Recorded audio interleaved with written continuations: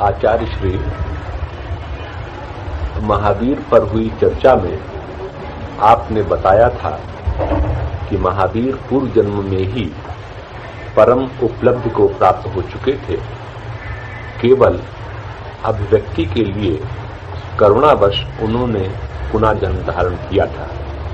इसी प्रकार कृष्ण के बारे में आपका कहना था कि वे तो जन्म से ही सिद्ध थे।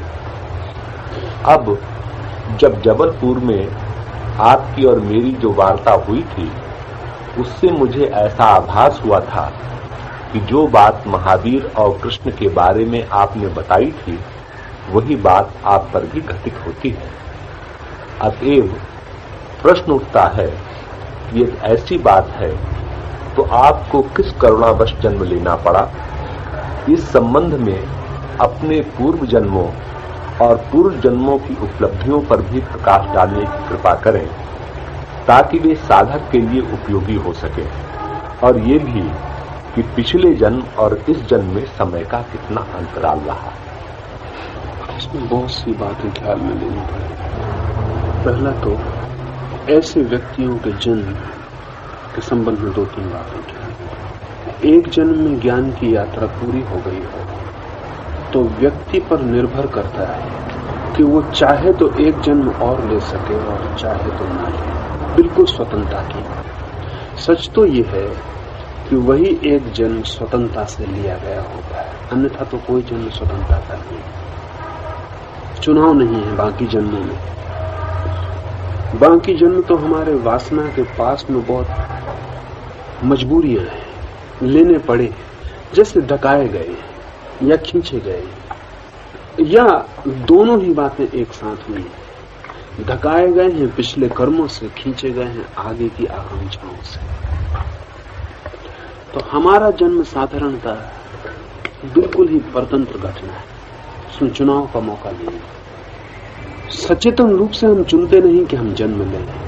सचेतन रूप से सिर्फ एक ही मौका आता है जन्म। वो तब आता है जब पूरी तरह व्यक्ति स्वयं को जान लिया होता। वो घटना घट गई होती है जिसके आगे पाने को कुछ नहीं होता। ऐसा क्षण आ जाता है जब वो व्यक्ति कह सकता है कि अब मेरे लिए कोई भविष्य नहीं, क्योंकि मेरे लिए कोई वासना नहीं, ऐसा कुछ भी नहीं है जो मैं न पाऊं तो मेरी कोई पीड़ा है।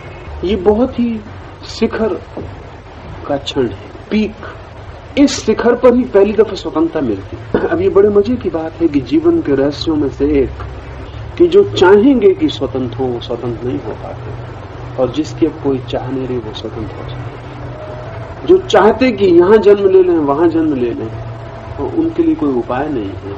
और जो अब इस स्थिति में है कि कहीं जन्म लेने का कोई सवाल न रहा, अब वो इस सुविधा में है कि वो चाहे तो कहीं ले ले। लेकिन ये भी एक ही जन्म के लिए संभव हो सकता है।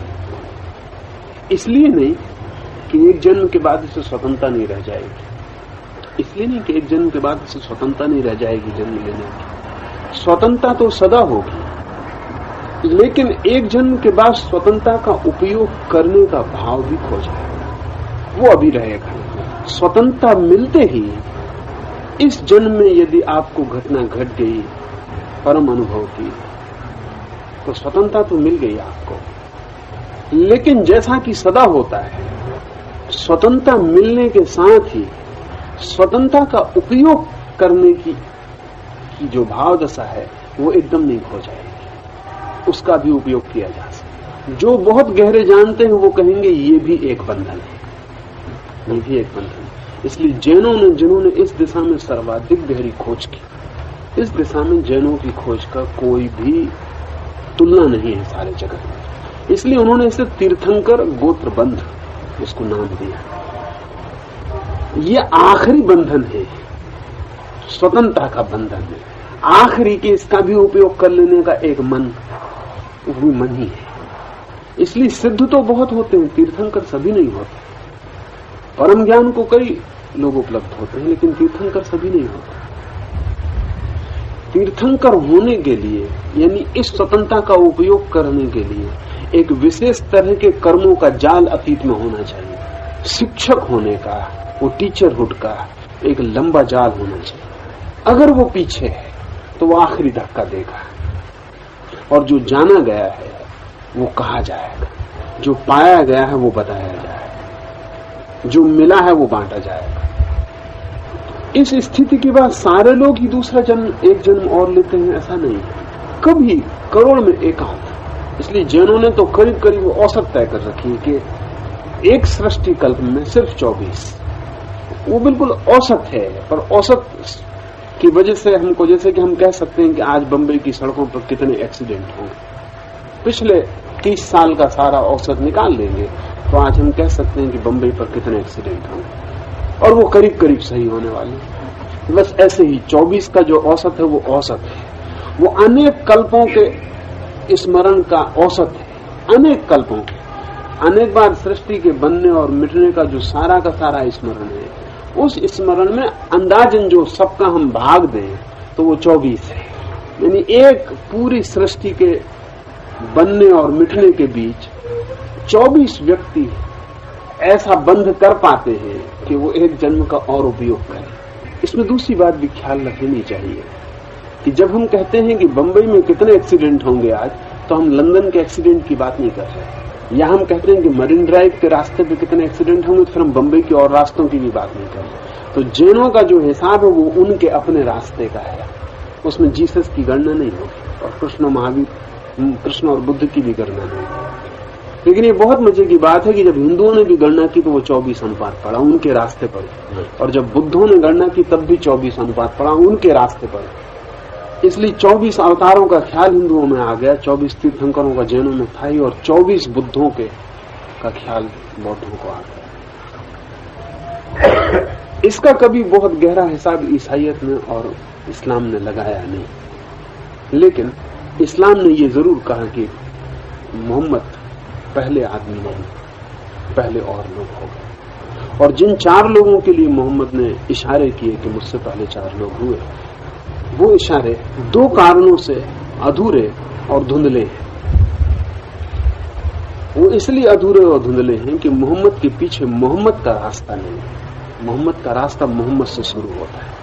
महावीर जितनी स्पष्टता से गिना सके अपने पीछे के 24 आदमी, उतना दूसरा नहीं गिना सका दुनिया में, क्योंकि महावीर पर वो रास्ता करीब करीब पूरा होता है। तो अतीत के बाबत बहुत साफ हुआ जा सकता था, मोहम्मद के आगे मामला था, उसके बाबत साफ होना बहुत कठिन था। जीसस ने भी पीछे के लोगों की गणना करवाई, लेकिन वो भी धुंधली है, क्योंकि जीसस का भी रास्ता नया शुरू होता है। बुद्ध ने पीछे के लोगों की कोई साफ गणना नहीं करवाई, सिर्फ कभी कभी बात की। इसलिए 24 बुद्धों की बात है, पीछे के नाम एक भी नहीं। इस मामले में जैनों का खोज भी गहरी है और बहुत प्रामाणिक रूप से बहुत मेहनत की है उस मामले में। इसलिए एक एक व्यक्ति का पूरा ठिकाना हिसाब सारा रखा है। प्रत्येक रास्ते पर अंदाजन 24 लोग एक जन्म और लेंगे ज्ञान के बाद। ये जन्म मैंने कहा करुणा से होगा। इस जगत में बिना कारण कुछ भी नहीं हो सकता, और कारण केवल 2 ही हो सकते हैं, या तो कामना हो या करुणा हो, तीसरा कोई कारण नहीं हो सकता। या तो मैं कुछ लेने आपके घर आऊं या कुछ देने आऊं, और तीसरा कोई उपाय क्या हो सकता। आपके घर या तो लेने कुछ आऊं तो कामना हो, या कुछ देने आऊं तो करुणा हो। तीसरा आपके घर आने का कोई अर्थ नहीं है, कोई कारण भी नहीं, कोई प्रयोजन भी नहीं। कामना से जितने जन्म होंगे वो सब परतंत्र होंगे, क्योंकि आप मांगने के संबंध में स्वतंत्र कभी भी नहीं हो सकते। भिखमंगा कैसे स्वतंत्र हो सकते? भिखमंगे के स्वतंत्र होने का कोई उपाय नहीं, क्योंकि सारी स्वतंत्रता देने वाले पर निर्भर है, लेने वाले पर क्या निर्भर हो सकती है। लेकिन देने वाला स्वतंत्र हो सकता है। तुम ना भी लो तो भी दे सकता है, लेकिन तुम ना दो तो ले नहीं सकता। महावीर और बुद्ध की सारी जो दान है वो हमने लिया, ये जरूरी नहीं, वो दिया उन्होंने इतना निश्चित। लेना अनिवार्य रूप से नहीं निकलता, लेकिन दिया, जो मिला वो बांटने की इच्छा स्वाभाविक है, पर वो भी अंतिम इच्छा है। इसलिए उसको भी बंध ही कहा है। जो जानते हैं उसको भी कर्म बंध ही कहा है, वो भी बंधन है। आखिर आना तो मुझे आपके घर तक पड़ेगा ही, चाहे मैं मांगने आऊं चाहे देने आऊं। आपके घर से बंधा तो रहूंगा, इससे कोई फर्क नहीं पड़ता कि आपके घर से नहीं बंधा रहा, आना तो पड़ेगा ही आपके घर। और बड़ी जो कठिनाई है वो ये है कि चूंकि आपके घर सदा मांगने वाले ही आते रहे हैं और आप भी सदा कहीं मांगने ही गए हैं, इसलिए जो देने आएगा उसको समझने की कठिनाई स्वाभाविक है। और ये भी मैं आपसे कहूं, और इसलिए एक और भी बहुत जटिल चीज पैदा हुई कि चूंकि आप देने को समझ ही नहीं सकते, इसलिए बहुत बार ऐसे आदमी को आपसे लेने का भी ढोंग करना पड़ता। आप कभी समझ ही नहीं सकते। आपके लिए ये बात बिल्कुल ही समझ के परे है कि कोई आदमी आपके घर देने आया हो तो आपके घर रोटी मांगने आ गया है। इसलिए महावीर के सारे उपदेश जो है वो किसी घर में भोजन मांगने के बाद दिए गए उपदेश, वो सिर्फ धन्यवाद है। आपने जो भोजन दिया उसके धन्यवाद। अगर महावीर भोजन मांगने आए तो आपकी समझ में आ जाता है, फिर वो पीछे धन्यवाद देने में दो शब्द कह के चले जाते हैं। आप इसी प्रसन्नता में होते हैं कि दो रोटी हमने दी, बड़ा काम किया। करुणा में आप इसको भी ना समझ पाएंगे कि करुणा की दृष्टि को ये भी देखना पड़ता है कि आप ले भी सकेंगे, और अगर आपको देने का कोई भी उपाय न दिया जाए तो आपका अहंकार इतनी कठिनाई पाएगा कि बिल्कुल न ले सकेगा। इसलिए ये अकारण नहीं है कि महावीर बुद्ध भिक्षा मांगते रहे, यह अकारण नहीं है, क्योंकि आप उस आदमी को बर्दाश्त ही नहीं कर सकते जो सिर्फ दिए चला जाए। आप उसके दुश्मन हो जाएंगे, आप उसके बिल्कुल दुश्मन हो जाएंगे। ये बहुत उल्टा लगेगा देखने में कि जो आदमी आपको दिए ही चला जाए आप उसके दुश्मन हो जाएंगे, क्योंकि आपको तो देने का वो कोई मौका ही नहीं देता। आपसे वो कुछ मांगते ही नहीं तो कठिनाई हो जाती। इसलिए वो छोटी मोटी चीजें आपसे मांग लेते हैं। कभी भोजन मांग गया आपके घर पर, कभी उसने कहा कि चीवर नहीं है, कभी उसने कहा कि ठहरने की जगह नहीं है, उसने आपसे कुछ मांग लिया, आप बराबर हो गए। हमने तो एक मकान दे दिया, कि हमने एक दुकान दे दी, कि हमने एक थैली भेंट कर दी, हमने कुछ दिया। तो उसने क्या दिया? उसने दो बातें कही। इसलिए बुद्ध ने तो अपने सन्यासी को भिक्षु ही नाम दे दिया कि तू भिक्षु के साथ ही चलना चाहिए, तू भिखारी होकर ही दे सकेगा जो तुझे देना है। ढंग तू रखना मांगने का और देने का इंतजाम करना। करुणा की अपनी कठिनाइयां है, और उस तल पर जीने वाले आदमी की बड़ी मुसीबतें। उसकी मुसीबत हम समझ ही नहीं सकते। वो ऐसे लोगों के बीच जी रहा है जो ना उसकी भाषा समझ सकते, जो सदा ही उसे मिसअंडरस्टैंड करेंगे, जो कि उसे कभी समझ ही नहीं सकते। अनिवार्यता है इसमें, उसको कोई हैरानी नहीं होती। जब आप उसे गलत समझते हैं तब कोई हैरानी नहीं होती, क्योंकि माना ही जाना है कि स्वाभाविक है ये होगा। आप अपनी जगह से अनुमान लगाएंगे। तो जिन लोगों के जीवन में पिछले जन्मों में अगर बहुत ज्यादा बांटने की क्षमता का विकास न हुआ हो तो वो तो उनका ज्ञान हुआ और वो तत्काल तिरोहित हो जाते, तत्काल तिरोहित हो जाते, दूसरा जन्म उनका नहीं डरता। इस संबंध में ये भी ख्याल ले लेने जैसा है कि बुद्ध और महावीर और इन सबका सम्राटों के घर में पैदा होना एक और गहरे अर्थ से जुड़ा हुआ है, एक और गहरे अर्थ से जुड़ा। जैनों ने तो स्पष्ट धारणा बना रखी थी कि तीर्थंकर का जो जन्म हो वो सम्राट के घर में ही हो, और इसलिए मैंने पीछे बात भी की है कि महावीर का जन्म तो गर्भ तो हुआ था एक ब्राह्मणी के गर्भ में, लेकिन कथा है कि देवताओं ने उस गर्भ को निकाल के क्षत्रिय के गर्भ में पहुंचाया, उसे बदला। क्योंकि तीर्थंकर को सम्राट के घर में ही पैदा होना है। कारण सिर्फ इसलिए कि सम्राट के द्वार पर पैदा होकर अगर वो भिखारी हो जाए तो लोग उसे ज्यादा समझ सके, लोग ज्यादा समझ सके। और सम्राट से उनकी सदा ही लेने की आदत रही है, शायद उस आदत की वजह से थोड़ा सा जो ये देने आया है वो भी इससे ले सके। सम्राट की तरफ सदा ही ऊपर देखने की आदत रही है, तो सड़क पर भीख मांगने की खड़ा हो जाएगा तो बिल्कुल ही इसे नीचे नहीं देख लेंगे। वो पुरानी आदत थोड़ा सहारा देखी, इसलिए तकनीकी ख्याल था कि उसे ऐसे घर से ही पैदा करके लाना चाहिए। और चूंकि चुनाव उसके हाथ में था इसलिए इसमें कठिनाई न थी। ऐसे इसमें बहुत कठिनाई है, लेकिन चूंकि चुनाव उसके हाथ में इसलिए बहुत कठिनाई नहीं है, चुना जा सकता है। ये सारे महावीर या बुद्ध का सारा ज्ञान पिछले जन्म का है, वो सारा का सारा इस जन्म में बटता है। पूछा जा सकता है कि ये ज्ञान अगर पिछले जन्म का है तो महावीर और बुद्ध इस जन्म में भी साधना करते हुए दिखाई पड़ते हैं। इससे ही सारी भ्रांति पैदा हुई, इससे सारी भ्रांति पैदा हुई, क्योंकि महावीर फिर साधना क्यों करते हैं, बुद्ध फिर साधना क्यों करते हैं। कृष्ण ने ऐसी कोई साधना नहीं की, तो महावीर और बुद्ध ने इस तरह की साधना की। ये साधना सत्य को पाने के लिए नहीं है, सत्य को पाने के लिए नहीं, सत्य तो पा लिया गया है, लेकिन उस सत्य को बांटना पाने से कोई कम कठिन बात नहीं, थोड़ी ज्यादा ही कठिन। और अगर एक विशेष तरह के सत्य देने हैं, जैसे कि कृष्ण का सत्य जो है वो विशेष तरह का नहीं, कृष्ण का सत्य बिल्कुल निर्विशेष है। इसलिए कृष्ण जैसी जिंदगी में वहीं से उसको देने की कोशिश में सफल हो सके। महावीर और बुद्ध के सत्य बहुत ही स्पेशलाइज्ड है, वो जिस मार्ग की बात कर रहे हैं वो मार्ग बहुत ही विशिष्ट है, और वो मार्ग इस भांति विशिष्ट है कि अगर महावीर किसी से कहें कि तू 30 दिन उपवास कर ले और उसे पता हो कि महावीर ने कभी उपवास नहीं किया, वो सुनने के लिए राजी नहीं हो सकता, ये सुनने के लिए राजी नहीं हो सकता। ये बात ही महावीर को 12 साल लंबे उपवास सिर्फ जिनको उन्हें कहना है उनके लिए करने पड़े, अन्यथा इनको उपवास की बात ही नहीं कही जा सकती।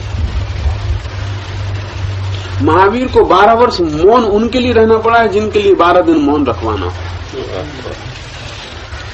नहीं तो महावीर की बात ये सुनने वाले नहीं। बुद्ध का तो और भी एक मजेदार घटना है, क्योंकि बुद्ध एक बिल्कुल ही नई साधना परंपरा को शुरू कर रहे थे, महावीर कोई नई साधना परंपरा को शुरू नहीं कर रहे थे। महावीर के पास तो पूर्ण विकसित विज्ञान था एक, जिसमें वो अंतिम थे, प्रथम नहीं। शिक्षकों की एक लंबी परंपरा थी, बड़ी शानदार परंपरा थी, और बहुत श्रृंखलित परंपरा थी, जिसमें श्रृंखला इतनी साफ थी कि जो कभी नहीं खोई, जिसमें परंपरा से जो मिला हुआ धरोहर थी वो कभी भी खोई नहीं। महावीर तक तो वो इतनी ही सातत्यपूर्ण थी कि जिसका कोई हिसाब नहीं। इसलिए महावीर के लिए कोई नया सत्य नहीं देना था, एक सत्य देना था जो चिर पोषित था और चिर परंपरा से जिसके लिए बल था। लेकिन महावीर को अपना व्यक्तित्व तो खड़ा करना ही था कि इस व्यक्तित्व से लोग सुन सके, नहीं तो लोग सुन नहीं सकेंगे। इसलिए मजे की बात है कि महावीर को सर्वाधिक जैन याद रखे और बाकी 23 को सर्वाधिक भूल गए। ये भी बहुत आश्चर्यजनक है, क्योंकि महावीर आखिरी है, न तो पायोनियर है, न तो प्रथम, न ही कोई नया अनुदान है महावीर का। जो जाना हुआ था, बिल्कुल परखा हुआ था, उसको ही प्रकट किया है। फिर भी महावीर सर्वाधिक याद रहे और बाकी 23 बिल्कुल ही पौराणिक जैसे हो गए, मैथोलॉजिकल हो गए।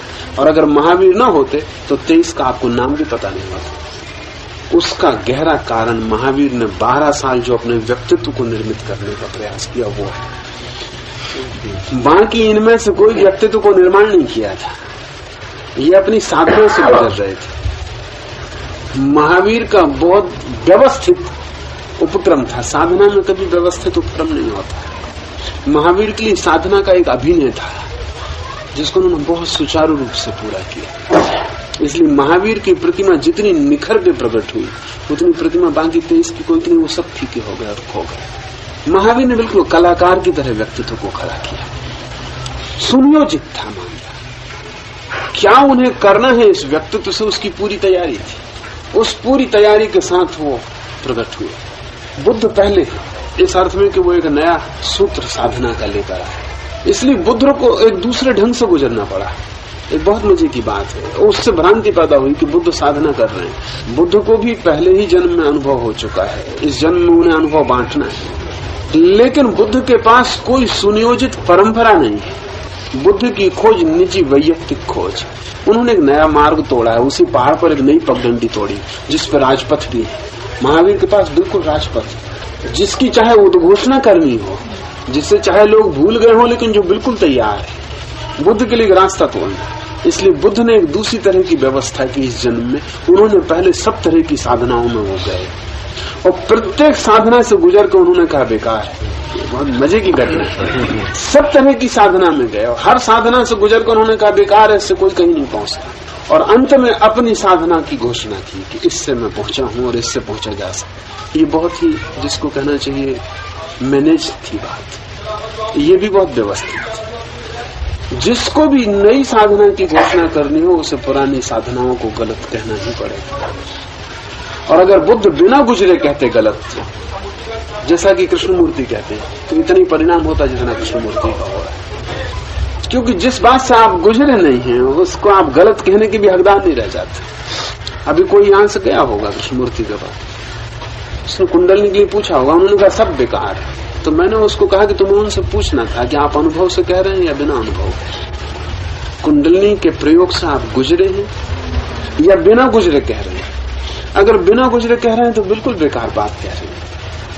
अगर गुजर के कह रहे हैं तब दो सवाल पूछने चाहिए कि गुजरने में आप सफल हुए हैं कि असफल होकर कह रहे हैं।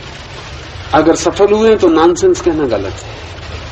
अगर असफल हुए तो ऐसा मान लेना जरूरी नहीं कि आप असफल हुए इसलिए और लोग भी असफल हो जाएं। तो बुद्ध को सारी साधनाओं से गुजर के लोगों को दिखा देना पड़ा कि ये भी गलत है, ये भी गलत है, ये भी गलत है। इनसे कोई कहीं नहीं पहुंचता। फिर जिससे मैं पहुंचता हूं वो मैं तुमसे कहता हूं, जिससे मैं पहुंचा वो मैं तुमसे कहता हूं। महावीर उन्हीं साधनाओं से गुजर के घोषणा की कि ये सही है जो परंपरा से तैयार थी। बुद्ध ने घोषणा की कि वो सब गलत है और एक नई दिशा खोजी।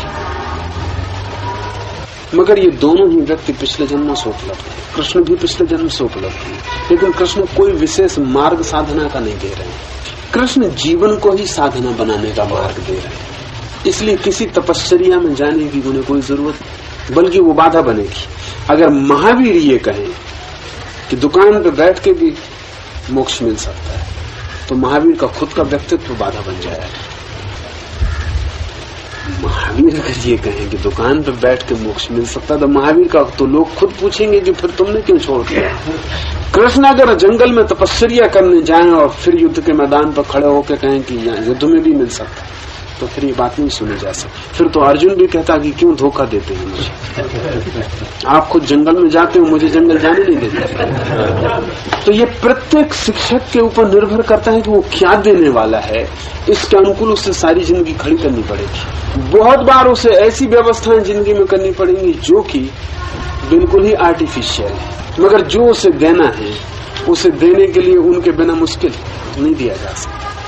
अब इसमें मेरे बाबत पूछते हैं जो थोड़ा कठिन है। मुझे सरल पड़ता है बुद्ध या कृष्ण की या महावीर की बात करनी। दो तीन बातें ख्याल में लेकिन ली जा सकती। एक तो पिछला जन्म कोई 700 साल के फासले पर, इसलिए बहुत कठिनाई भी है।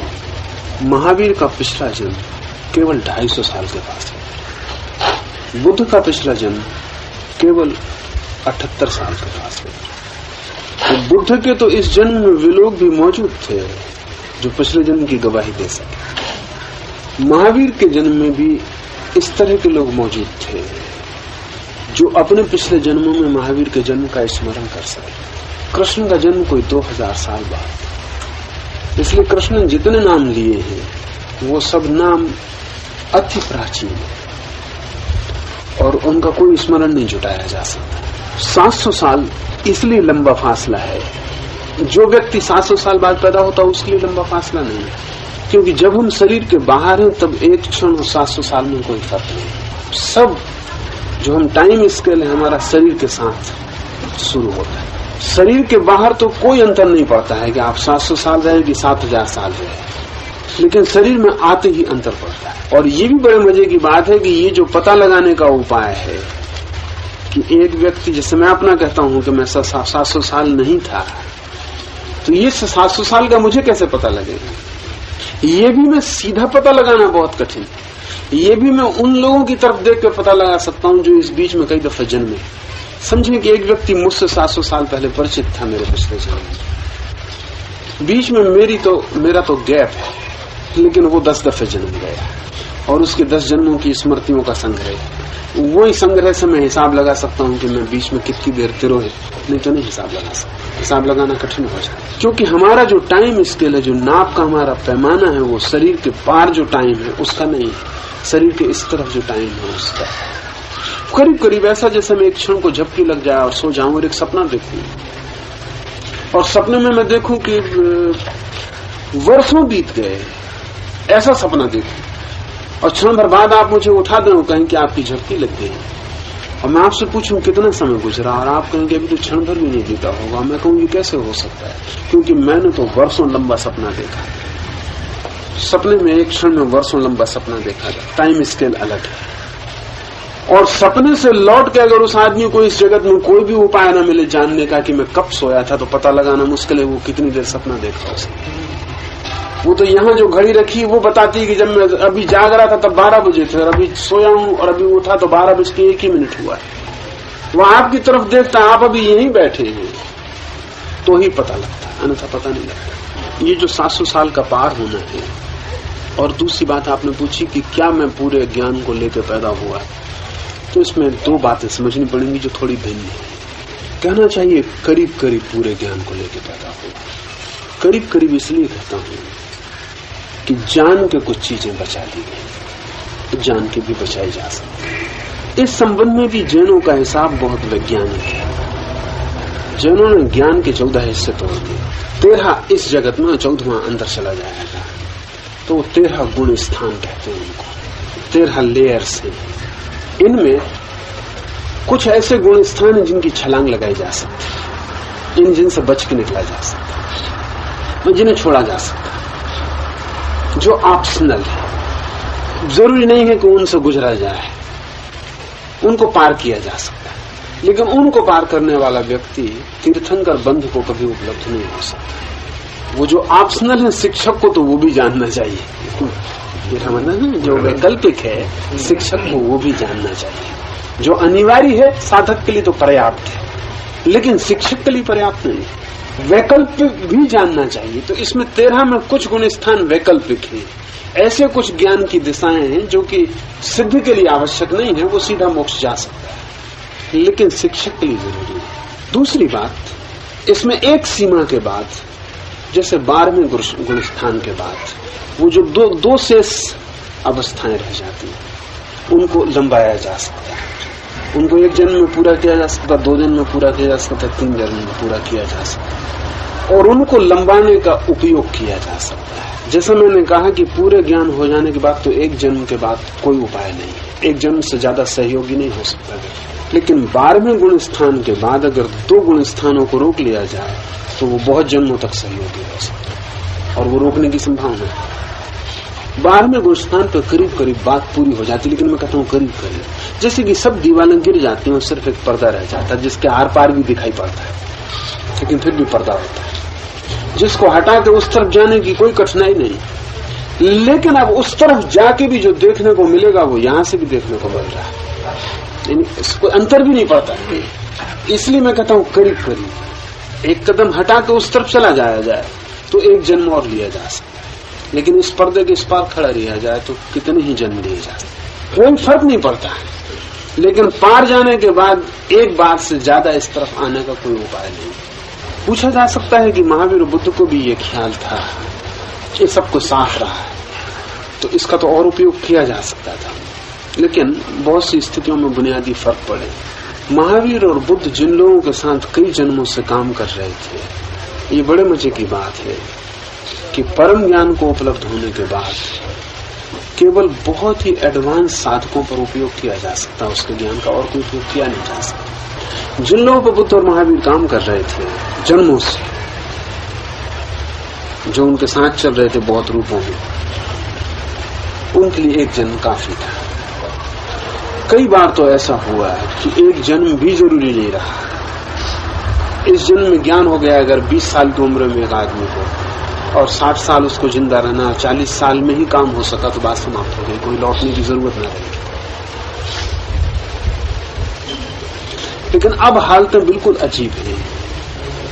अब जिसको हम कह सकें कि बहुत विकसित साधक, वो ना के बराबर, अगर उन पे भी काम करना हो तो भविष्य के शिक्षकों को अनेक जन्मों के लिए तैयारी रखनी है,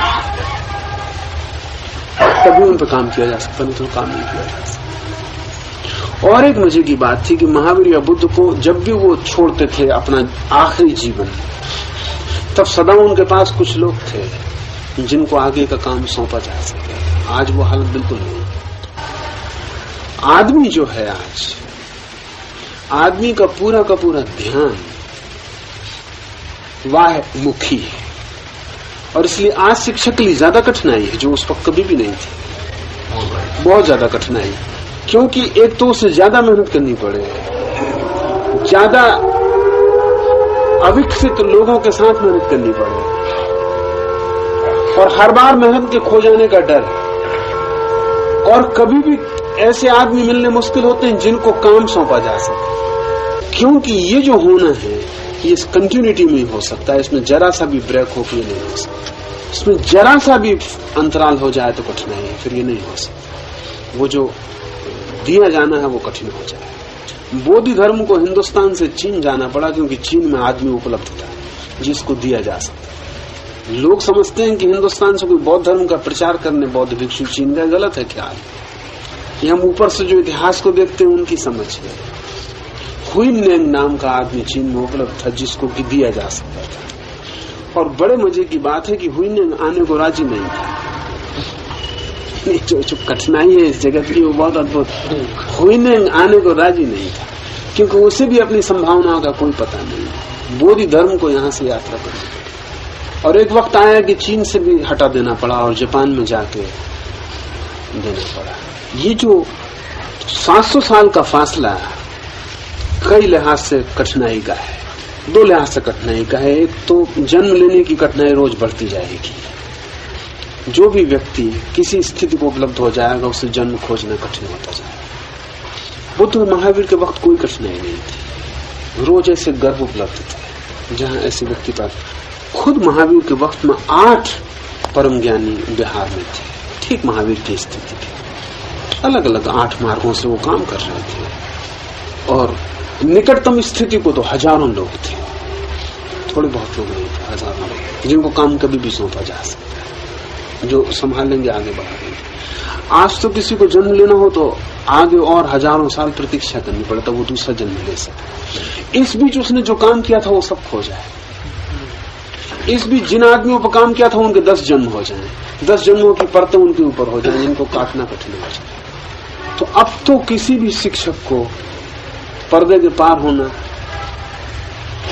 काफी समय लेना पड़ेगा, उससे रुकना पड़ेगा। और अगर कोई पर्दे के पार हो गया तो वो दूसरा जन्म लेने को एक भी चुनने को राजी नहीं होगा, क्योंकि वो बेकार है। उसका कारण है अब वो एक भी लेना बेकार, क्योंकि किसके लिए लेना, वो एक में अब काम नहीं हो सकता। यानी मुझे पता हो कि कमरे में आके घंटे भर में काम हो जाएगा तो आने का मतलब है, और अगर काम हो ही नहीं सकता तो उचित नहीं। उचित एक कारण से और नहीं।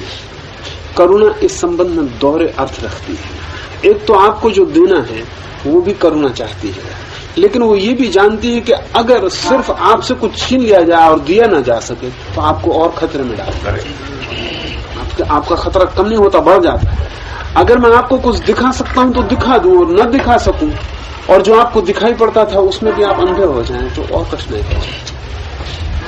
इस 700 साल में 2-3 बातें और आपको ख्याल में देनी चाहिए। एक, कभी मेरे ख्याल में नहीं था कि उसकी बात उठेगी, लेकिन अभी अचानक पूना में बात उठ गई। मेरी माँ आई होगी तो उसको रामलाल पुंगलिया ने पूछा होगा कि मेरा पहला से पहला उनको कोई ख्याल हो तो मुझे बताएं। तो मैं तो सोचता था कि इसकी बात कभी उठने की बात नहीं होगी। हैरानी मुझे हुई कि मुझे तो पता ही नहीं था कब उनकी बात हुई। अभी उन्होंने मीटिंग में वहां इसको कहा, तो मेरी माँ ने उनको कहा कि मैं 3 दिन तक रोया नहीं और 3 दिन तक मैंने दूध नहीं पिया। ये मुझे पहला स्मरण है। फिर मैं कुछ बात नहीं किया, वो अभी आई बात गई हो गई। लेकिन ये ठीक है, 700 वर्ष पहले पिछला मेरा जो जन्म था उसमें मरने के पहले 21 दिन के एक अनुष्ठान की व्यवस्था थी। 21 दिन पूर्ण उपवास रह के मैं वो शरीर छोड़ दूंगा। उसमें कुछ प्रयोजन थे, लेकिन वो 21 दिन पूरे नहीं हो सके। 3 दिन बाकी रह गए, वो 3 दिन इस बार पूरे करने पड़े। वो कंटिन्यूटी है वहां से, वहां बीच का समय नहीं अर्थ रखता कोई भी। वो जो मैं कह रहा हूं बीच के समय का कोई अर्थ नहीं होता। 3 दिन पहले हत्या ही कर दी गई पिछले जन्म में, वो 21 दिन पूरे नहीं हो सके, 3 दिन पहले हत्या ही कर दी गई, वो 3 दिन छूट गए। वो 3 दिन इस जन्म में पूरे हो गए। वो 21 दिन अगर पूरे हो जाते उस जन्म में, तो शायद एक जन्म से दूसरा ज्यादा जन्म लेना कठिन हो जाता। अब इसमें बहुत सी बातें ख्याल में लेनी जैसी, वो 21 दिन अगर पूरे हो जाते तो एक जन्म से ज्यादा लेना कठिन हो जाता, क्योंकि उस पर्दे के पास खड़े होना और पार न होना बड़ा कठिन है। उस पर्दे से देखना और पर्दे को न उठा लेना बहुत कठिन है। ये कब उठ जाता है इसका ठीक हो सकना भी कठिन है। उस पर्दे के पास खड़े रहना और पर्दे को न उठाना करीब करीब असंभव मामला है। वो संभव हो सका क्योंकि 3 दिन पहले हत्या कर दी गई। इसलिए निरंतर इधर मैंने बहुत बार कई सिलसिलों में कहा है कि जैसे जीसस की हत्या के लिए जुडास की कोशिश, जीसस की दुश्मनी नहीं है। सर जिस आदमी ने मेरी हत्या कर दी वो उसमें भी दुश्मनी नहीं है, हालांकि वो दुश्मन की तरह ही लिया गया, दुश्मन की तरह ही लिया जाएगा। वो हत्या कीमती हो गई। वो 3 दिन जो चूक गए, मृत्यु के क्षण में उस जीवन की पूरी साधना के बाद वो 3 दिन जो कर सकते थे इस जन्म में 21 वर्षों में होता है। एक एक दिन के लिए 7-7 वर्ष चुकाने पड़े।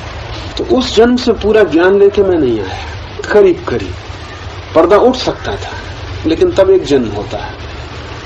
अभी एक जन्म और ले सकता हूं, अभी एक जन्म की संभावना और है, लेकिन वो इस पर निर्भर करेगी कि अगर मुझे लगे कि कुछ उपयोग हो सकेगा किन्हीं के लिए। इस जन्म भर पूरी मेहनत करके देख लेने से पता लगेगा कि कुछ उपयोग हो सकता है तो ठीक है, अन्यथा वो बात समाप्त हो जाती है। उसको कोई हत्या उपयोगी हो गई, क्योंकि जैसा मैंने कहा कि समय का स्केल बदलता है, वैसा चित्त की दशाओं में भी समय का स्केल भिन्न होता है। जन्म के वक्त समय बहुत मंद गति होता है, मृत्यु के वक्त बहुत तीव्र गति होती है। अब समय की गति का हमें कभी कोई ख्याल नहीं है, क्योंकि हम तो समझते हैं कि समय की कोई गति नहीं होती। हम तो समझते हैं कि समय में सब गति होती है। अभी तक बड़े से बड़े वैज्ञानिक को भी समय में भी गति होती है, टाइम वेलोसिटी भी है, इसका कोई ख्याल नहीं है। और इसलिए ख्याल नहीं है कि टाइम वेलोसिटी अगर हम बना लें, समय की गति बना लें, तो बाकी गति को नापना मुश्किल हो जाएगा। समय को हमने फिर रखा है। हम कहते हैं कि 1 घंटे में 3 मील चला, लेकिन अगर घंटा भी 3 मील में कुछ चला हो तब तो बहुत मुश्किल हो जाएगा। मैंने तो घंटे को थिर किया है, उसको हमने स्टैटिक मान लिया है, उसको हमने थिर कर लिया है, भाई ये तय, नहीं तो सब अस्त व्यस्त हो जाएगा। तो समय को हमने स्टैटिक बनाया हुआ। अभी बड़े मजे की बात है, समय जो कि सबसे ज्यादा नॉन स्टैटिक है, समय जो कि सबसे ज्यादा तरल और गतिमान है, समय यानी परिवर्तन, उसको हमने बिल्कुल फिक्स्ड खड़ा कर रखा, खूंटे की तरह गाड़ दिया है। उसको गाड़ा इसलिए नहीं तो हमारी सारी गतियों को नापना मुश्किल हो जाएगा। ये जो समय की गति है ये भी चित्त दशा के अनुसार कम और ज्यादा होती है। बच्चे की समय की गति बहुत धीमी होती है, बूढ़े की समय की गति बहुत तीव्र होती है, बहुत कम्पैक्ट हो जाती है, सिकुड़ जाती है। थोड़े स्थान में वो समय ज्यादा गति करता है बूढ़े के लिए, बच्चे के लिए ज्यादा स्थान में समय बहुत धीमी गति करता है। प्रत्येक पशु के लिए भी अलग अलग होती है। आदमी का बच्चा 14 साल में जितनी गति कर पाता है, कुत्ते का बच्चा बहुत थोड़े महीनों में उतनी गति कर लेता है। और पशुओं के बच्चे और भी जल्दी गति कर लेते हैं। कुछ पशुओं के बच्चे करीब करीब पूरे पैदा होते हैं, जमीन को उन्होंने पैर रखा कि उनमें और उनके अडल्ट में कोई फर्क नहीं होता, पूरे होते। इसलिए पशुओं को समय का बहुत बोध नहीं है, गति बहुत तीव्र होती है। इतनी तीव्रता से हो जाती है कि बच्चा पैदा हुआ घोड़े का और चलने लगा, उसे पता ही नहीं चलता है कि पैदा होने और चलने के बीच में समय का फासला है। आदमी के बच्चे को समय का फासला पता चलता है। इसलिए आदमी समय से पीड़ित प्राणी है, समय से बहुत परेशान है, एकदम कंपित है। समय जा रहा है, समय भागा जा रहा है। तो उस जन्म के आखिरी क्षण में 3 दिन में जितना काम हो सकता था, क्योंकि समय कंपैक्ट था, कोई 106 वर्ष की उम्र थी और वो समय बिल्कुल कंपैक्ट था, वो तीव्रता से हो सकती थी जो बात 3 दिन में, वो इस जन्म के बचपन से शुरू होगा, वो तो अंत था। वो 21 वर्ष उसको पूरा होने में लगे। कई बार अवसर चूका जाए तो एक एक दिन के लिए 7-7 साल चुकाने पड़ सकते। तो इस जन्म पूरा लेके नहीं आया, करीब करीब पूरा लेके, लेकिन अब मेरी सारी व्यवस्था मुझे और करनी पड़ेगी। जैसा मैंने कहा कि महावीर को एक व्यवस्था करनी पड़ी, एक तपस्या जिसके माध्यम से वो दे सके। बुद्ध को दूसरी व्यवस्था करनी पड़ी, एक तपस्या को गलत करके एक तपस्या। मुझे बिल्कुल व्यर्थ ही जो महावीर बुद्ध को कभी नहीं करना पड़ा वो करना पड़ा। मुझे व्यर्थ ही सारे जगत में जो भी है वो पढ़ना पड़ा, बिल्कुल व्यर्थ ही, उसका कोई प्रयोजन नहीं है मुझे। क्योंकि आज के जगत को अगर कोई भी मैसेज दी जा सके तो ना तो उपवास करने वाले की आज की जगत को कोई फिक्र है, ना आंखें बंद करके बैठे आदमी की कोई फिक्र है। आज की जगत पर अगर कोई भी मैसेज जा सकती है, अगर कोई भी तपस्या जा सकती है, तो आज के जगत के पास जो एक बौद्धिक ज्ञान का विराट अंबार लग गया, उस सबको आत्मसात करके ही जा सकते हैं, इसमें कोई उपाय नहीं। इसलिए मैंने तो पूरी जिंदगी किताब के साथ लगाई। और मैं आपसे कहता हूं कि महावीर को उतनी तकलीफ भूखे रहने में नहीं हुई, तकलीफ नहीं, क्योंकि जिससे मुझे कुछ लेना देना नहीं है उस सबको मुझे व्यर्थ ही श्रम करना पड़ा। लेकिन उस श्रम के बाद ही आज के युग के लिए बात सार्थक हो सकती है, अन्यथा नहीं, और कोई उपाय नहीं। आज का युग उस बात को ही समझ सकेगा, अन्यथा नहीं समझ सकेगा, नहीं समझ पाएगा। और ये अगर ख्याल में आ जाए तो कठिन नहीं है बहुत कि आपको अपने पिछले जीवन का भी थोड़ा थोड़ा ख्याल आने लगे। और मैं चाहूंगा कि जल्दी वो ख्याल आपको लाऊं, क्योंकि वो ख्याल आने लगे तो एक बड़ी समय की और शक्ति की बचत हो जाती है। क्योंकि अक्सर ये होता है कि आप हर बार वहां से शुरू करते हैं जहां से आपने छोड़ा नहीं था, यानी करीब करीब आप हर बार आबासा से शुरू करते हैं। अगर आपको पिछला स्मरण आ जाए तो आपको आबासा से शुरू नहीं करना होता, जहां आपने छोड़ा था उसके आगे आप शुरू करते हैं, और तब कोई गति हो पाती, नहीं तो गति नहीं हो पाती। अब ये समझने जैसा है, पशुओं की कोई गति नहीं हो पाई।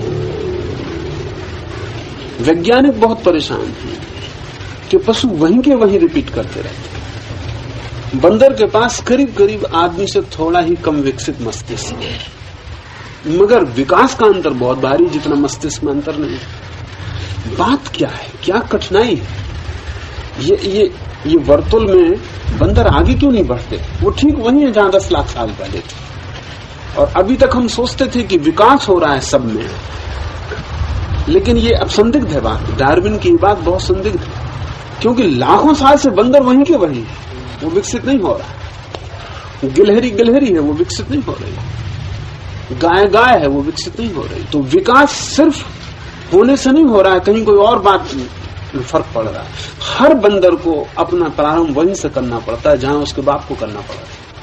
वो बाप ने जहां अंत किया वहां से बंदर प्रारंभ नहीं कर पाता, बाप कम्युनिकेट नहीं कर पाता। जो सारी कठिनाई बाप ने जहां तक पाया अपनी जिंदगी में, वो अपने बेटे को वहां से शुरू नहीं करवा पाता। बेटा फिर वहीं शुरू करता है जहां बाप ने शुरू किया, फिर विकास होगा कैसे? वो हर बार हर बेटा फिर वहीं शुरू करता है। तो एक वर्तुल है जिसको घूम के फिर शुरू होता है। करीब करीब ऐसी स्थिति जीवन के आत्मिक विकास की भी है। आप अगर इस जन्म को फिर वहीं से शुरू करते हैं जहां आपने पिछला जन्म शुरू किया था, तो आप कभी विकसित नहीं हो पाएंगे। आध्यात्मिक अर्थों में आपका कभी कोई एवोल्यूशन नहीं हो पाएगा। फिर अगले जन्म में आप वहीं से शुरू करेंगे जहां यहां से शुरू किया। हर बार अंत करेंगे, हर बार शुरू करेंगे। शुरुआत का बिंदु अगर वही रहा जो पिछला था तो कोई अंतर नहीं पड़ेगा।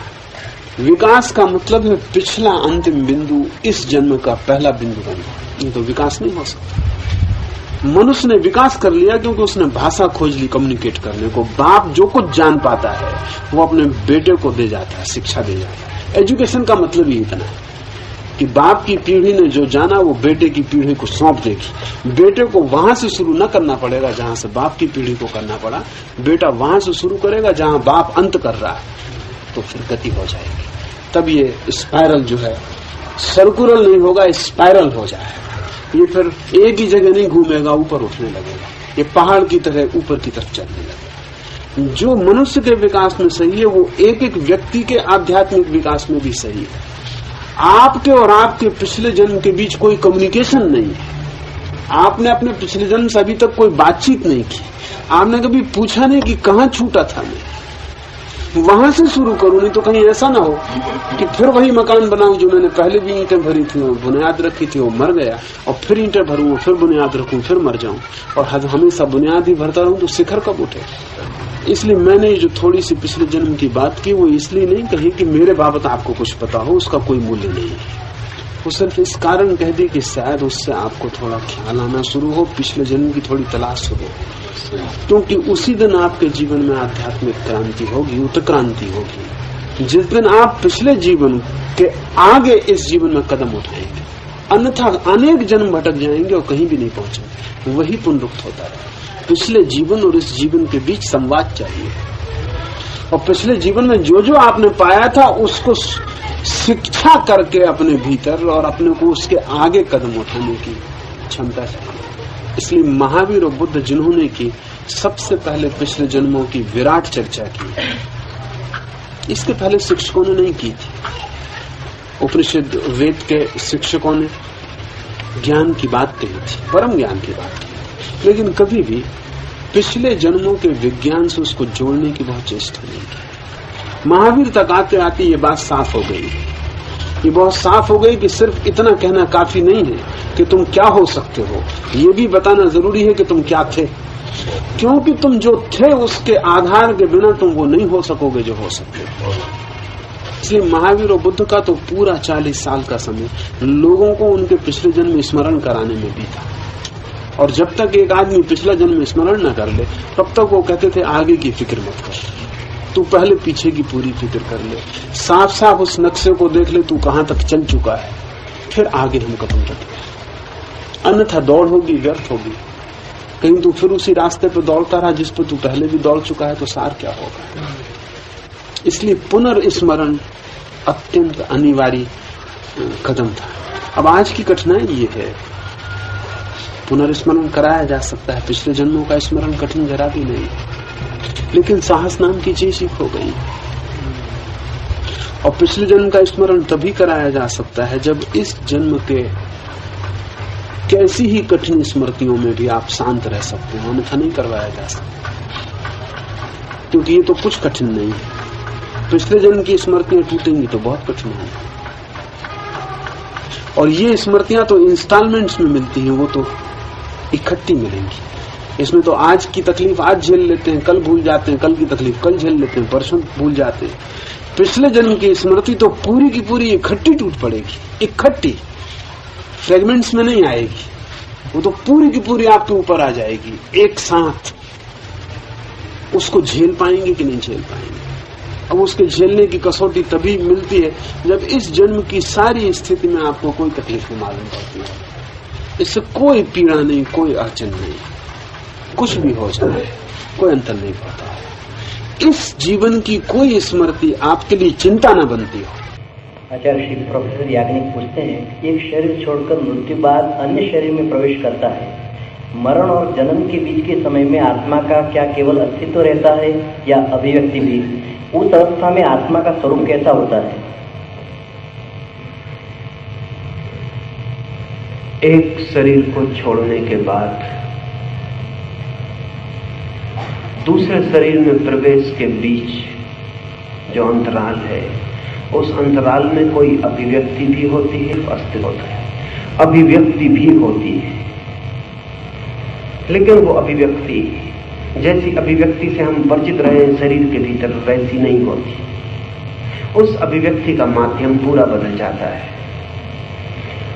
वो अभिव्यक्ति सूक्ष्म शरीर की अभिव्यक्ति होती है, उसे भी देखा जा सकता है विशेष ट्यूनिंग में। इस रेडियो सुना जा सकता है विशेष ट्यूनिंग में, उसे भी स्पर्श किया जा सकता है विशेष व्यवस्था से। लेकिन साधारण शरीर जिसे हम जानते हैं वैसा शरीर तो हम दफना आते हैं, वो नहीं रही। अकेला शरीर नहीं है हमारे भीतर, उसके भीतर और शरीर भी है। उसके भीतर शरीरों का एक जाल है। साधारण मृत्यु में सिर्फ पहला शरीर गिरता है, उसके पीछे छिपा दूसरा शरीर हमारे साथ यात्रा करता है। सूक्ष्म शरीर कहें, कोई भी नाम दे दे, एस्ट्रल बॉडी कहें, कोई भी नाम दे दे, वो हमारे साथ यात्रा करता है। उस शरीर में ही हमारी सारी स्मृतियां, सारे अनुभव, सारे कर्म, सारे संस्कार संग्रहित होते हैं। वो हमारे साथ यात्रा करता है। उस शरीर को देखा जा सकता है, बहुत कठिन नहीं है उसे देखना, बहुत कठिन नहीं है, बहुत ही सरल है। और जैसे जैसे दुनिया आगे बढ़ी है सभ्यता में, थोड़ा कठिन हो गया, अन्यथा इतना कठिन नहीं था। कुछ चीजें खो गई हैं, हमें दिखाई पड़नी मुश्किल हो गई हैं, सिर्फ हम आदी नहीं रहे उनको देखने के। उस दिशा से हमारे मन हट गए, उस दिशा में हमने खोजबीन बंद कर दी। अन्यथा वो सूक्ष्म शरीर बहुत सरलता से देखा जा सकता है, अभी भी देखा जा सकता है। और अभी तो वैज्ञानिक आधारों पर भी देखने की बड़ी सफल चेष्टाएं की गई है। उस सूक्ष्म शरीर के सैकड़ों हजारों चित्र भी लिए गए, समस्त वैज्ञानिक उपकरणों से जांच भी की गई है। यहां हम इतने लोग बैठे, हम इतने ही लोग नहीं बैठे। अगर किसी दिन हम वैसा कैमरा बहुत ठीक से विकसित कर पाए, जो कि हो ही जाएगा, क्योंकि चित्र तो सूक्ष्म शरीरों के लिए ही जाने लगे हैं, और यहाँ का चित्र किसी दिन उस कैमरे से लिया जाए जो सूक्ष्म शरीरों को भी पकड़ता हो, तो लोग इतने ही नहीं दिखाई पड़ेंगे जितने बैठे हैं, और भी बहुत से लोग दिखाई पड़ेंगे जो हमें दिखाई नहीं पड़ रहे हैं। महावीर की सभाओं के लिए कहा जाता है कि उनमें बड़ी भीड़ होती थी, लेकिन उस भीड़ में बहुत तरह के व्यक्ति सम्मिलित होते थे। उसमें वे तो सम्मिलित होते थे जो गांव से सुनने आए थे, वे भी सम्मिलित होते थे जो आकाश से सुनने आए थे।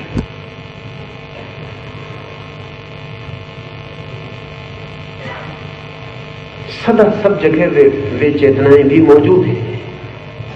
कभी वे चेतनाएं अपनी तरफ से भी कोशिश करती हैं कि आपको दिखाई पड़ जाएं,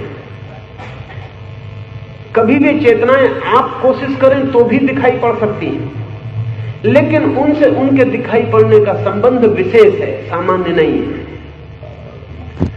बीच के एक शरीर से दूसरे शरीर की यात्रा में तो शरीर होता है, क्योंकि सूक्ष्म शरीर अगर ना हो तो नया शरीर ग्रहण नहीं किया जा सकता। सूक्ष्म शरीर को अगर विज्ञान की भाषा में कहें तो वो बिल्ट इन प्रोग्राम, नए शरीर को ग्रहण करने की योजना है, ब्लूप्रिंट, नहीं तो नए शरीर को ग्रहण करना मुश्किल हो जाएगा। आपने अब तक इस जिंदगी तक जो भी संग्रह किया है, संस्कार, अनुभव, ज्ञान, कर्म, जो भी आपने इकट्ठा किया है, जो भी आप है, वो सब उसमें है। कभी आपने देखा रात जब आप सोते हैं तो रात सोते समय जो आपका आखिरी विचार होता है वो सुबह उठते वक्त आपका पहला विचार होता है? नहीं देखा हो तो थोड़ा ख्याल करना। रात सोते वक्त नींद के उतरने के आखिरी क्षण में इधर नींद उतर रही, उस वक्त आपका जो विचार होगा वो सुबह जब नींद टूट रही तब आपका पहला विचार होगा। रात का आखिरी विचार सुबह का पहला विचार होगा। वो रात भर कहां था? आप तो सो गए थे, अब तक उसे खो जाना चाहिए था। वो आपके सूक्ष्म शरीर में प्रतीक्षा करता रहा। आप फिर उठे, वो फिर आपको पकड़े।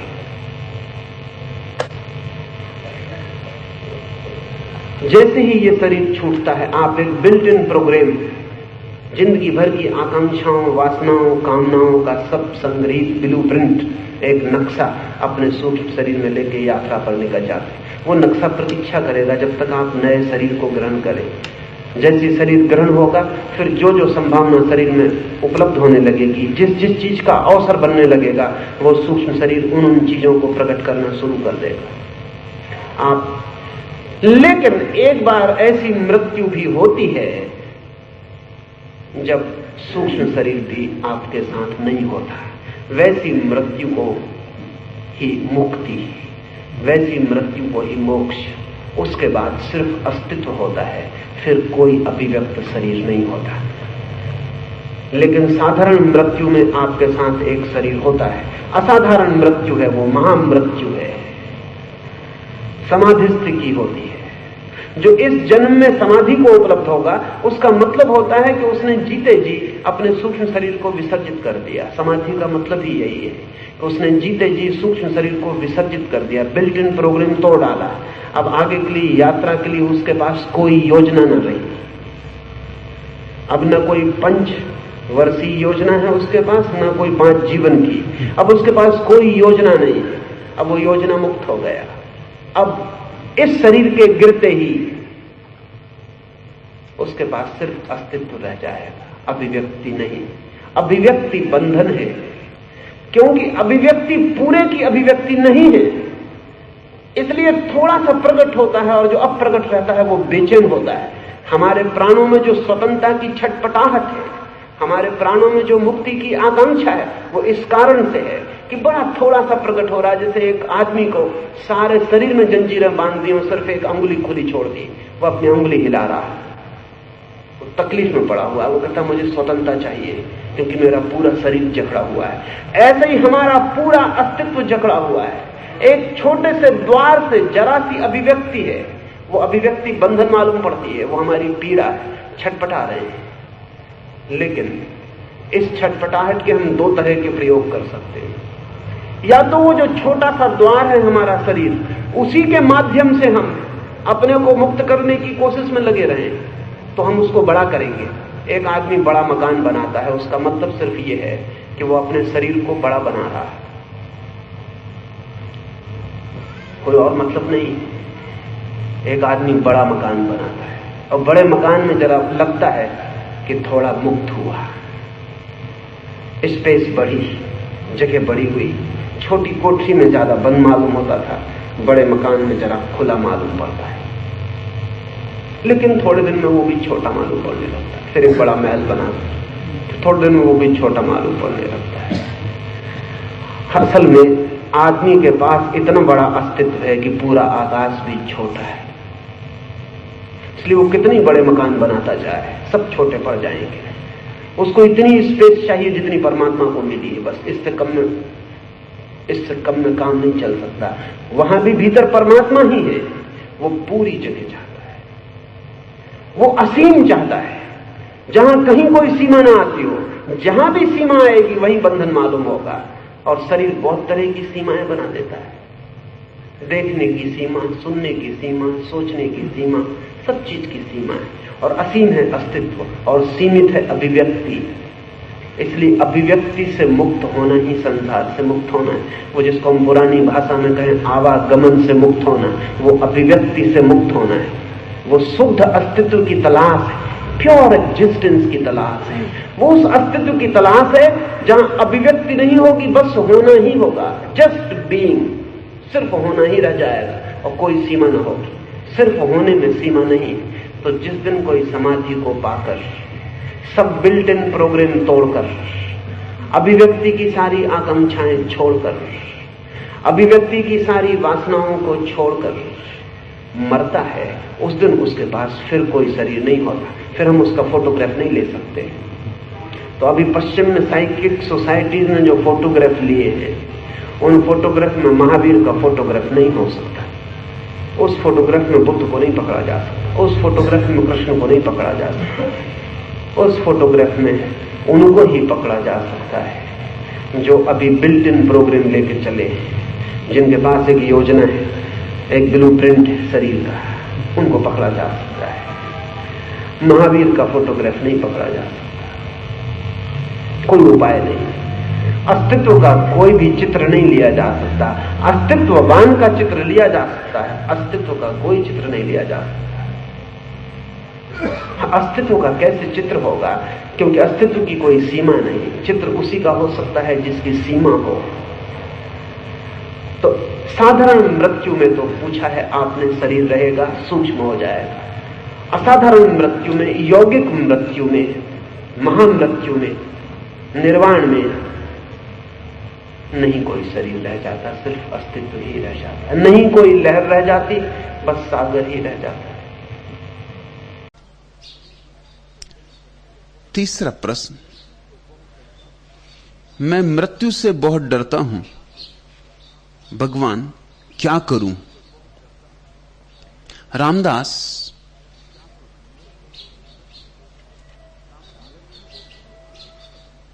मृत्यु तो सुनिश्चित है, डरो या ना डरो। डरने से इतना ही होगा कि ठीक से जी ना पाओगे, मरने के पहले मर जाओगे।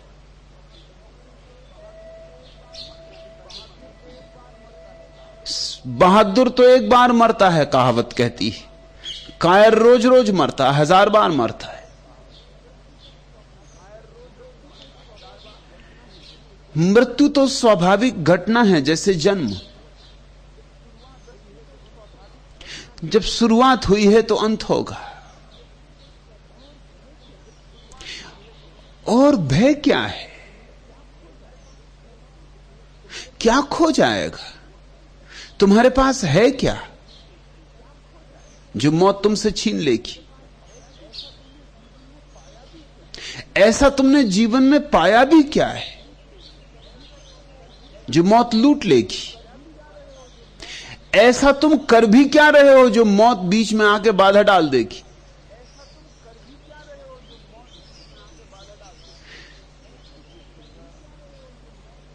उठे सुबह, रोटी रोजी कमा ली, सांझ लौट आए, सो गए, फिर उठे सुबह। इस कोल्हू के बैल की तरह घूमने को तुम जिंदगी देख समझते हो? और इसी कोल्हू के बैल को मौत आके रोक देगी तो इतने डरे क्या हो? सच तो यह है, अगर तुम अपनी जिंदगी को गौर से देखो तो तुम कहोगे धन्यवाद मौत तेरा कि तू आ गई। तू ना आती तो बस हम फिरते ही रहते। ये कोल्हू का बैल चलता ही रहता, न मालूम कितना तेल पेरना पड़ता, परिणाम तो कुछ भी ना था, हाथ तो कुछ भी ना लगता। कहानी है प्रसिद्ध कि सिकंदर जब भारत की यात्रा पर आया तो यूनान के बहुत बड़े बड़े मनीषियों ने उससे कहा कि हमने सुना है कि कहीं भारत के पहाड़ों में छिपी हुई किसी कंदरा में एक झरना है जो अमृत का है, जो उसे पी लेता है वह अमर हो जाता है। कौन अमर न होना चाहे? अगर मैं तुमसे कहूं कि हां यह झरना है, तो कल तुम यहां कोई भी दिखाई ना पड़ोगे, सब निकल पड़ोगे झरने की तलाश में। सिकंदर ने बड़ी तलाश की, अंततः उस झरने पे पहुंच गया।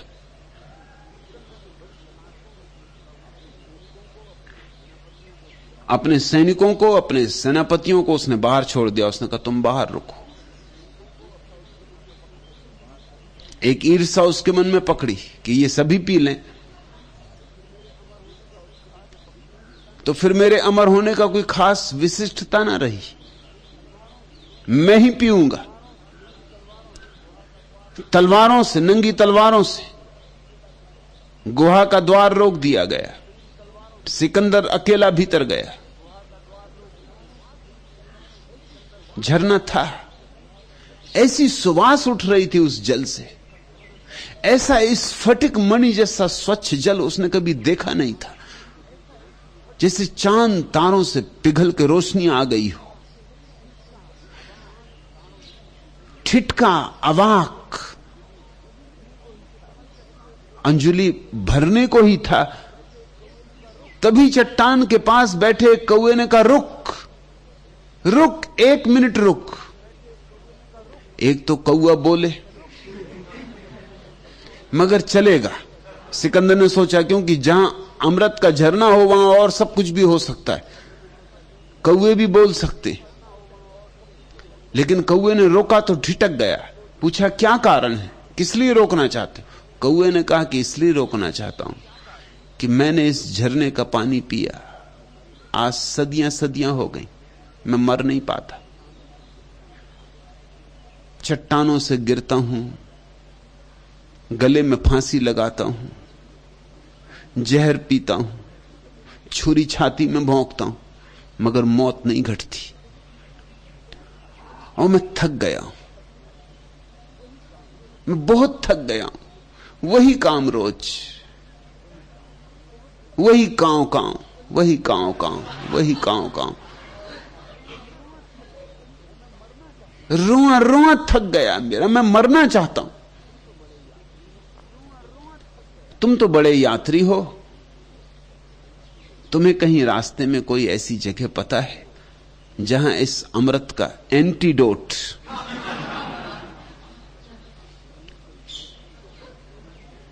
कहीं कोई ऐसा झरना है जहर का जो अमृत का असर समाप्त कर दे? मुझे उसका पता दे दो। फिर तुम्हें जो करना हो करो, पीना हो पियो, न पीना हो न पियो। मगर अगर मेरी मानते हो तो सोच लो, जल्दी ना करो, बैठ जाओ, विचार कर लो, क्योंकि एक दफे पीने के बाद फिर छुटकारा नहीं। और कहानी कहती कि सिकंदर ने थोड़ी देर खड़े होकर वहां सोचा और तेजी से गुफा के बाहर भागा। कौए ने कहा भागते क्यों हो? उसने कहा कि मुझे डर लगता है कि कहीं किसी उत्तेजना बस पी ही ना लूं। तेरी बात मेरे समझ में आ गई। कांव कांव कांव कांव, फिर कब तक ये चलेगा? फिर कोई अंत ही नहीं। तुम जरा सोचो रामदास, अगर तुम अमर हो जाओ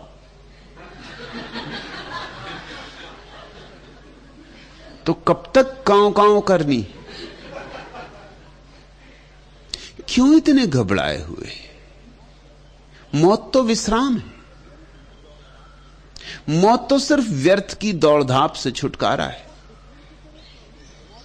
मौत को दुश्मन की तरह क्यों देखते हो? यहां दुश्मन तो कोई भी नहीं। ये सारा अस्तित्व हमारा है, हम इसके।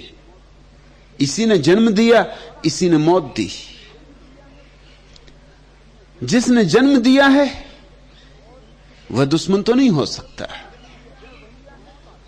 और जिसने जन्म दिया है वहीं से मौत आती, तो मौत भी जरूर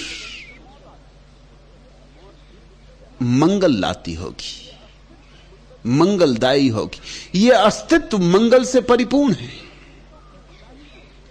यहां अशुभ तो घटता ही नहीं। हां, तुम मान लेते हो किसी चीज को अशुभ तो बस अड़चन शुरू हो जाती। सब मान्यता की बात है। तुम कहते हो मैं मौत से डरता हूं। ये मय तल्ख भी पीना ही पड़ेगी एक दिन। कड़वी शराब है मौत की, माना, मगर एक दिन पीनी पड़ेगी। ये मय तल्ख भी पीना ही पड़ेगी एक दिन। मौत बरहक सही पर जीस्त का हासिल तो नहीं। कारवाने तलबी शौक की मंजिल तो नहीं। कितनी उलझी हुई राहों से गुजरना है अभी। जिंदगानी की मुहिम सर हमें करना है अभी। जिंदगी मौत से तारीख भयानक पुरहौल। इस गिराबार तंतुल का फुसुर्दा माहौल। इस सियह खाने में एक समा जला लें ए दोस्त। वज़्म आजादी ए जमहूर सजा लें ए दोस्त। खून महताब से तामीर सहर करना है। कसर जुल्मत को अभी जेर जबर करना है। आलम ताजा की तस्कील का सामान करें। जब तलक जिंदा हैं क्यों मौत का अरमान करें। मौत तो आएगी, आकर ही रहेगी एक दिन। तो न तो मौत से डरो और न मौत की आकांक्षा करो। मौत तो आएगी, आकर ही रहेगी एक दिन। मौत तो उसी दिन आ गई जिस दिन तुम जन्मे। उसी दिन सब घट गया। आधी बात घट गई, आधी घटने को रह गई। वो घटेगी, घटकर ही रहेगी। उससे बचने का कोई उपाय नहीं। तो ना तो मौत से बचने की चिंता करो और न मौत को बुला लो जल्दी, इसकी आकांक्षा करो। ये जो जिंदगी के 4 दिन मिले, इनका कुछ उपयोग करो। इस जिंदगी को कुछ रोशनी बना लो। इस जिंदगी को उसकी तलाश में लगा दो जो कभी नहीं मरता। तुम्हारे भीतर वह तत्व भी मौजूद है इस सिंह खाने में एक समा जला लें ए दोस्त। अंधेरा है माना, अंधेरा घर है माना, मगर इसमें एक समा जलाई जा सकती। इस सिंह खाने में एक समा जला लें दोस्त, बज़ में आजादी जमहूर सजा लें दोस्त। यहां बंधन ही बंधन है, जन्म का, मृत्यु का, इसका उसका, लेकिन इस सारे बंधनों के बीच भी स्वतंत्रता का आविर्भाव हो सकता है। जन्म और मृत्यु के बीच में जो अवसर मिला है, अगर तुम उसमें अपनी तलाश कर लो तो ना जन्म बचेगा न मृत्यु बचेगी, क्योंकि अपनी तलाश करके तुम उसे पालोगे जो जन्म के पहले था और मौत के बाद भी रहेगा। यह ख्याल रखना कि जिसे तुम पाओगे वह तुम नहीं हो, वह परमात्मा है। तुम तो जन्मे हो और तुम तो मरोगे, लेकिन तुम्हारे भीतर तुमसे ज्यादा कुछ मौजूद है। तुम्हारे भीतर तुम ही नहीं हो, तुमसे विराट मौजूद है। उस विराट की अनुभूति हो तो ही मृत्यु का भय जाएगा। उस शाश्वत की थोड़ी सी छाया भी पड़ जाए तुम्हारे ऊपर तो फिर कैसी मृत्यु। एक दिन तारीख की जुल्मत में खो जाऊंगा मैं, जिंदगी की राह में पामाल हो जाऊंगा मैं। ये सफक आलूद सामे नर्म नाजुक सी फिजा, ढल गई रानाइये फितरत मेरे असआर में। गा चुका हूं कितने रंगी गीत साजे इश्क पर, पढ़ चुका कितने कसीदे हुस्न की सरकार में। अहले गुलशन से कहा अफसाना ए बरको सरार, किस्सा ए मुफलिस सुनाया महफिल जरदार में। दी बसारत सुबह की जुल्मत जदा इंसान को, कल्ब असर नौ की धड़कन है मेरे अफकार में। महरमे असरार फितरत है मेरी फिक्र रसा, बारहा पहुंचा सवादे साबितो सैयार में। मेरे मरने से मेरे असआर मर सकते नहीं, मेरी तस्नीकें मेरे अफकार मर सकते नहीं। तुम तो मरोगे, तुम जैसा अपने को अभी मानते हो वैसे तो तुम मरोगे, लेकिन तुम्हारे भीतर एक ऐसा गीत पैदा हो सकता है जो बुद्ध के भीतर पैदा हुआ, जो कृष्ण के भीतर पैदा हुआ। वो गीत तुम्हारे भीतर भी पड़ा है, वीणा मौजूद है, तार छेड़ने की बात है। वह गीत कभी नहीं मरता। तुम्हारे भीतर कुरान पैदा हो सकती, भगवत गीता पैदा हो सकती, वह कभी नहीं मरती। तुम्हारे भीतर संभावना है शाश्वत को पहचान लेने की। रामदास मौत से ही डरते रहे तो जिंदगी गमा बैठोगे। ऐसे ही लोग जिंदगी गमा रहे हैं मौत से डर डर के। कोई धन कमाने में लगा है कि मौत से शायद धन होगा तो बचाव हो जाएगा। कोई बड़े पद पे पहुंचने में लगा है कि अगर राष्ट्रपति रहा तो मौत कोई ऐसी आसानी से नहीं ले जा सकेगी। हजार उपाय कर रहे हैं लोग, लेकिन मौत तो आएगी ही आएगी। मौत से बचा नहीं जा सकता। मौत जीवन का अनिवार्य हिस्सा है। मगर फिर भी मैं तुमसे कह दूं, तुम नहीं मरते हो। तुम मरते हो और फिर भी तुम नहीं मरते हो। तुम्हारे भीतर दो हैं, एक तो वह है जिसको तुमने अपना समझ रखा है कि मैं हूं, अहंकार, और एक वह है जो तुम्हारी आत्मा।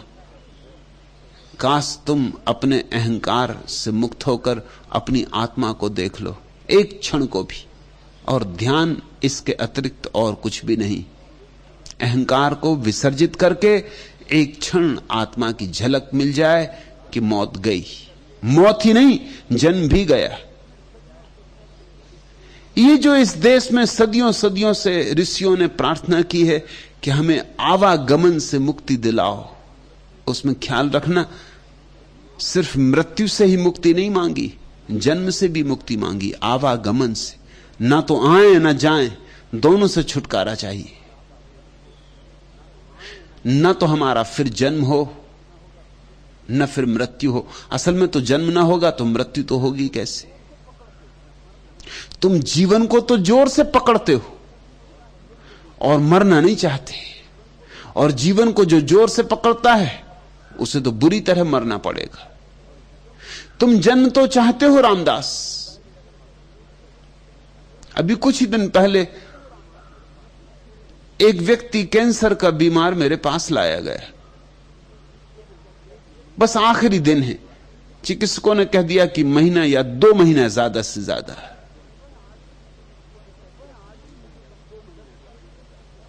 वह आदमी मुझे कम से कम 10 वर्षों से जानता है, 10 वर्षों से सुनता भी। अनेक बार तय करके भी आया कि सन्यास ले लूं, लेकिन फिर संदेह उठाते हैं, चिंताएं उठाती हैं, संसार के ख्याल उठाते हैं और लौट जाता। अब की बार आया, कहने लगा एक ही प्रार्थना है आपसे। चिकित्सक कहते हैं मौत तो निश्चित है, अब महीने 2 महीने में मैं गया, बस एक ही प्रार्थना है कि अगला जन्म आपके किसी सन्यासी के घर में हो। अभी मरे नहीं, अगले जन्म का इंतजाम कर रहे हैं। खुद सन्यास नहीं ले पाए, किसी सन्यासी के घर में जन्म लेने का विचार रख रहे हैं। मैंने उनसे कहा महाराज आप तो कम से कम सन्यास ले लो, और अब तो ज्यादा देर भी नहीं बची।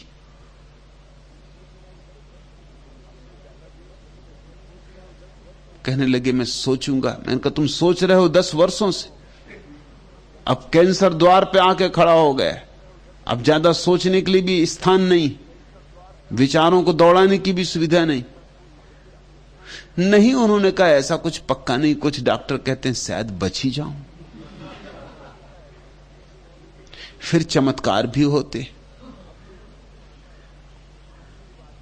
अब मैं आशीर्वाद लेता फिर रहा हूं साधु सन्यासियों के, इसी आशा में आपके पास आया हूं। तो या तो आशीर्वाद दें कि मरूं ना, अभी ये बीमारी टल जाए, और अगर ये बीमारी होनी ही है, अगर आपको ऐसा दिखाई पड़ता है कि टल ही नहीं सकती, तो इतना तो आशीर्वाद दे ही दें कि अगला जन्म किसी सन्यासी के घर में हो। मौत से तो बचना चाहते हो, जन्म की आकांक्षा करते हो, ये तो कैसे होगा? ये तो गणित बैठेगा नहीं। जन्म तो मौत की शुरुआत है। अगर मौत से बचना है, सच में बचना है, तो जन्म की आकांक्षा छोड़ दो, जन्म की तृष्णा छोड़ दो, जीवन का मोह छोड़ दो। अपने भीतर उसको खोजो जो जीवन का दृष्टा है, जो जीवन का साक्षी। वह तुम हो एक अर्थ में, और एक अर्थ में तुम नहीं हो। अहंकार वहां नहीं है, वहां शुद्ध चैतन्य है। उस चैतन्य को ही ऋषियों ने कहा तत्वमसि, वह तू ही है, वह परमात्मा ही है। उस अनुभव के बाद ही उद्घोषणा की ऋषियों ने, अहम ब्रह्मास्मि, मैं ब्रह्म हूं, मैं नहीं हूं, ब्रह्म है। ऐसा उस उद्घोषणा का वास्तविक अर्थ है।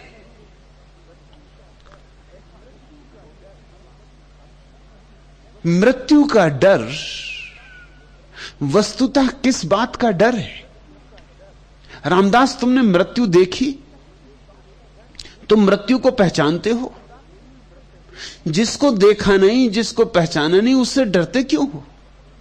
उससे डरोगे कैसे? अज्ञात से तो कोई भी नहीं डरता। तुमने दूसरों को मरते देखा होगा, लेकिन दूसरों को मरते देखना मृत्यु को देखना नहीं है, ख्याल रखना। क्योंकि दूसरे आदमी में तुम क्या देखते हो? इतनी देखते हो ना कि अभी सांस चलती थी, अब सांस नहीं चलती, तो सांस के ना चलने में ऐसी क्या घबराहट? रात सो जाते हो और तुम्हें पता भी नहीं रहता कि सांस चलती कि नहीं चलती, और अभी चिकित्सकों ने यह खोजबीन की है कि पुरुषों की सांस रात में कई दफे बंद हो जाती। अब रामदास और दिक्कत में पड़ेंगे। इसलिए पुरुष रात में अधिक मरते हैं हृदय के दौरे से स्त्रियों की बजाय। स्त्रियों की बंद नहीं होती, स्त्रियां मजबूत हैं। स्त्रियां रात में भी सांस व्यवस्था से लेती। पुरुषों की कभी कभी चूक हो जाती।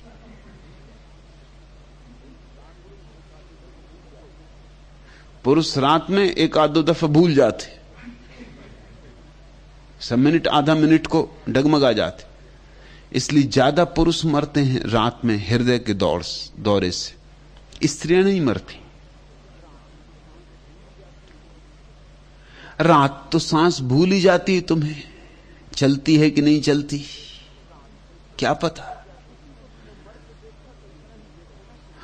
किसी को तुमने मरते देखा तो इतना ही देखा ना कि सांस बंद हो गई, और यह भी हो सकता है कि वो सज्जन योग साधे पड़े हो, शवासन साध लिया हो।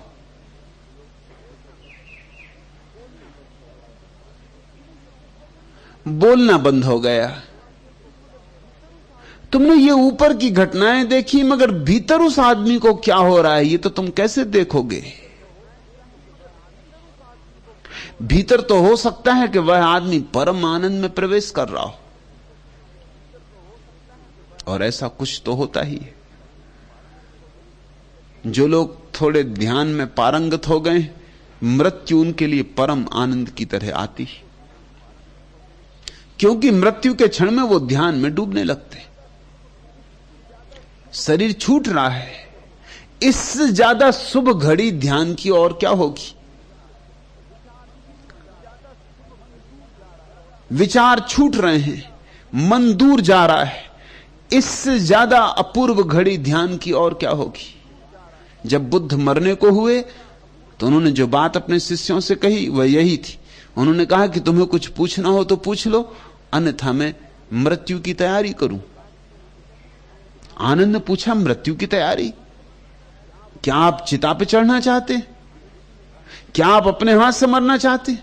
नहीं, बुद्ध ने कहा कि मरने की तैयारी का अर्थ है कि मैं क्रमशः जैसे जैसे मौत आए वैसे वैसे ध्यान में उतरता जाऊं। मौत शरीर को पकड़ ले तो मैं ध्यान से शरीर को छोड़ दूं। मौत मुझसे छीन ना पाए शरीर को, उसके पहले मैं छोड़ दूं। इधर मौत छीनने को हो, उधर मैं पहले ही छोड़ दूं। मौत मन को छीनना चाहे, उसके पहले मैं मन को छोड़ दूं। मौत को कहने को यह ना हो तो उसे मेहनत करनी पड़ी, मेरे साथ मेहनत नहीं करनी पड़ेगी। मैं जीने की भी कला जानता हूं और मरने की भी कला जानता हूं, क्योंकि मैं जीवन के भी पार हूं और मृत्यु के भी पार हूं। और उन्होंने यही किया, आंख बंद कर ली, शरीर छोड़ दिया। मौत को इतना भी अवसर न दिया, इतना भी श्रम करना पड़े मौत को। मन छोड़ दिया, भाव छोड़ दिया, तीनों तलों पर छोड़ दिया, और चौथे तल पर, अस्मिता के तल पर आखिरी छोड़ दी। मैं हूं ये बात भी छोड़ दी। शून्य हो गए। मौत क्या छीनेगी अगर तुम शून्य होना जानते हो। अगर तुम शून्य होना जानते हो तो पूर्ण उतर आएगा तुम में। मौत तुमसे कुछ भी ना छीन सकेगी। हां, लेकिन अगर रामदास धन इकट्ठा किया, तिजोरी इकट्ठी की, मकान बनाया और इसी में सब नियोजन कर दिया, तो जरूर डर लगेगा कि मौत आती धन भी छीन लेगी, मकान भी छीन लेगी। अगर देह को ही सजाते रहे तो घबराहट होगी कि मौत आती देह छीन लेगी। सब किया कराया मिट्टी हो जाएगा। कुछ ऐसा करो जो मौत न छीन सके। शून्य को मौत नहीं छीन सकती, ध्यान को मौत नहीं छीन सकती। तो जो ध्यान को कमा लेता है वह मृत्यु के पार हो जाता है। In India, sadhus, wandering spiritual renunciates, often have the shraddha, the funeral service, in which their family, it's like sitting Shiva, it's in which the family acknowledges that the being is dead to the family, so they can go on with their spiritual work.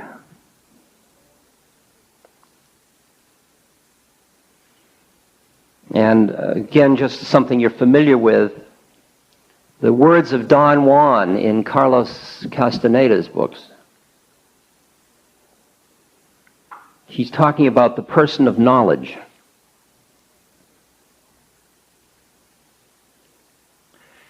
And he uses him, so I would use her. She knows that her life will be over altogether too soon. She knows that she, as well as everybody else, is not going anywhere. She knows because she sees that nothing is more important than anything else.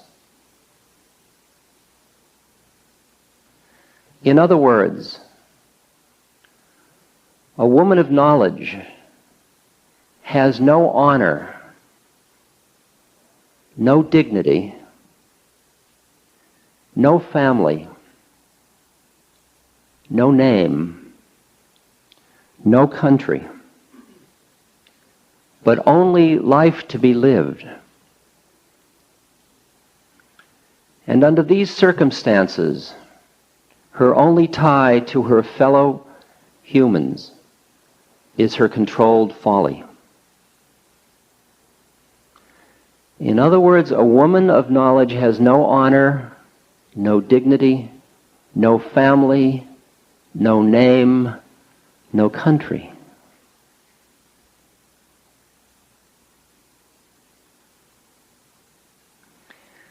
Just take a moment now and experience yourself as sitting at the center of a mandala or circle, and consider the web of your own attachments. The web of what the opposing army is.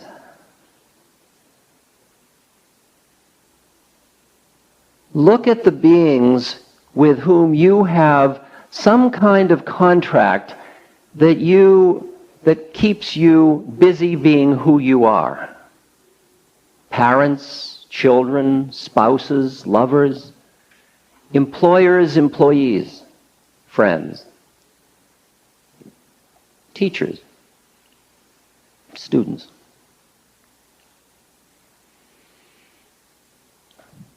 Debts, promises,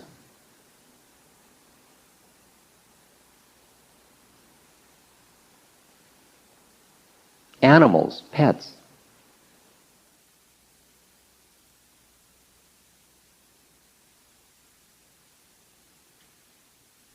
Feel the complex web that you have created. And now we'll talk about which you that is. That you are part of, let's put it that way. That you find yourself in the middle of. Let's not lay responsibility. You find yourself in the middle of.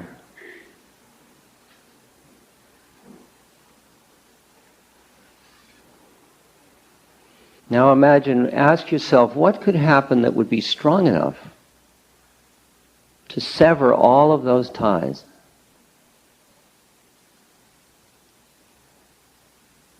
Just sever them.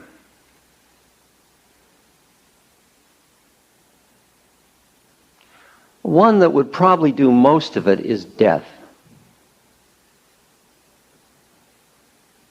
So now let me ask you to do something else. Since we're going to just go out this first day, we'll use it all up this morning. Let me ask you now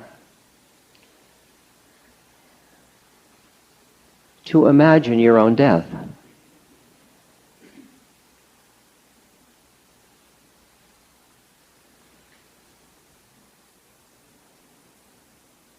Now, I don't care how you died, that's up to you. That's not what's important. That's just melodrama. But now you're dead. You just died. Now think, first of all, run through all the minds of people that are going to react to that. They just heard you died.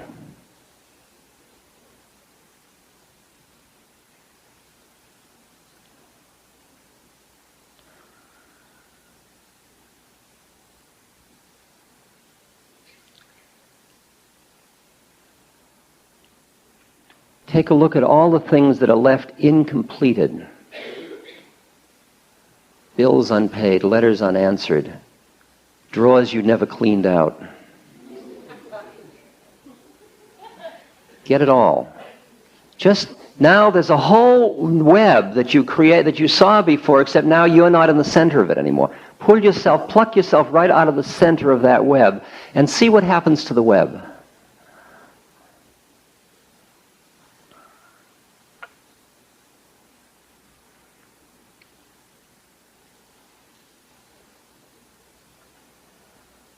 You can run through the memorial services, the funeral, the burning, the whatever, the crying, the talking, the gossiping, the telephone calls, the...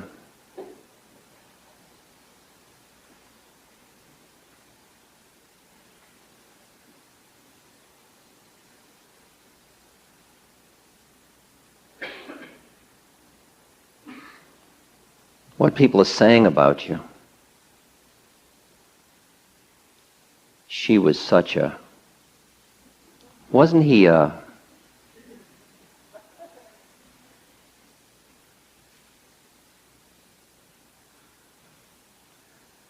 Now watch how, like you drop a pebble into the middle of a clear pond, it makes waves, and then after a while, it all quiets down. Watch and see. Just watch. Let your mind project outward how long it's going to take before you disappear into a few nice thoughts now and then. Some old pictures. Old yellow. Oh, remember her? Wasn't her name, I knew her as well as I knew.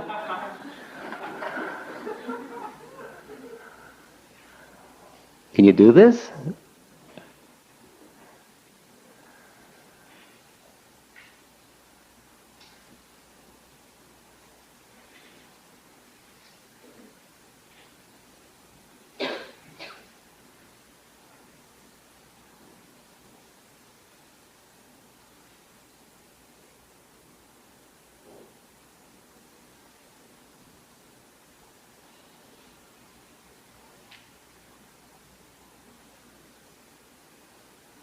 And then the pond is clear again. And you are no longer on this plane of existence. And the whole web, the papers were burned or given away. My father died last September. And my father was he was a very organized person. He was a lawyer. And he had files of everything. I mean, letters I sent to him from prep school were filed under Rich Prep School, 19, He had files, and then he had files that described the files. And every piece of equipment he had bought, like hi-fi things back in the 40s, he had the manuals all cataloged. There were shelves of catalogs.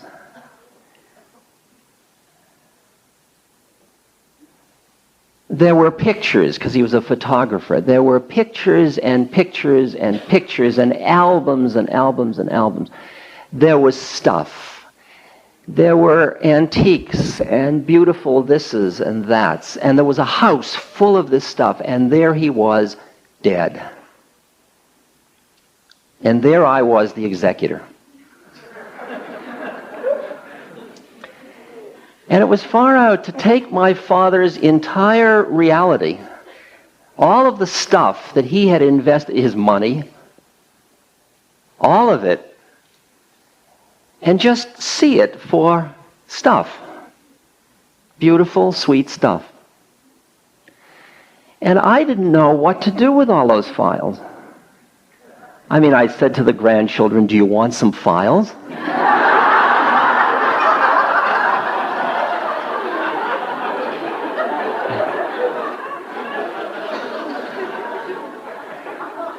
And they said, "Oh, yeah." And I said, "Well, take a handful." And they went through and they said, "Who's so-and-so?" I said, "I don't know."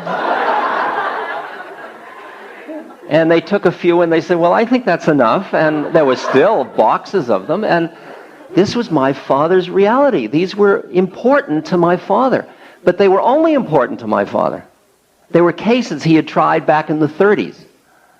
Everybody was dead, including him now. And I found myself transporting huge boxes of files to the dump and throwing them into the fire at the dump. There was my father's stuff. Since my father was buried, since Jews you bury, not Buddhist Jews, but I mean, or Hindu Jews, but Jews.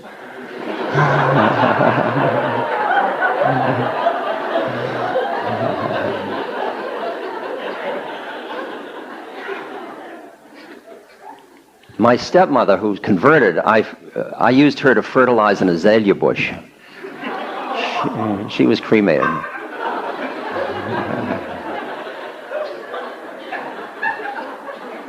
See, like Dad's body, the question was, who would we put him next to, his first wife or second wife? You know, who's he going to spend the rest of his time with? If that's, I mean, that's bizarre.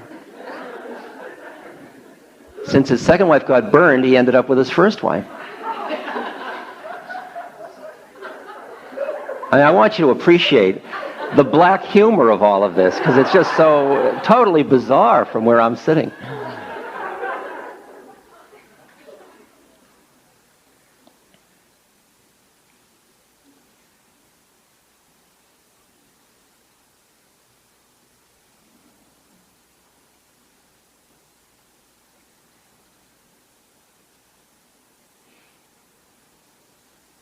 And one by one, I just dissolved my father's life.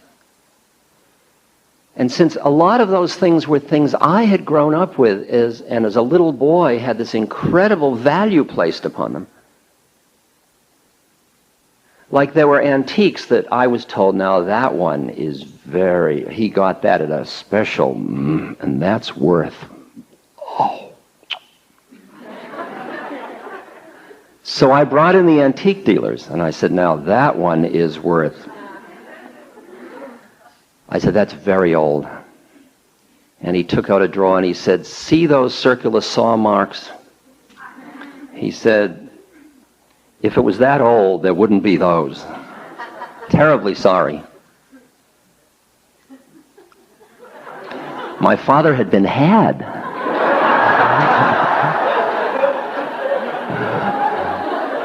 I mean, the whole thing came unglued, you know? I mean, there was my father's whole life just coming unglued.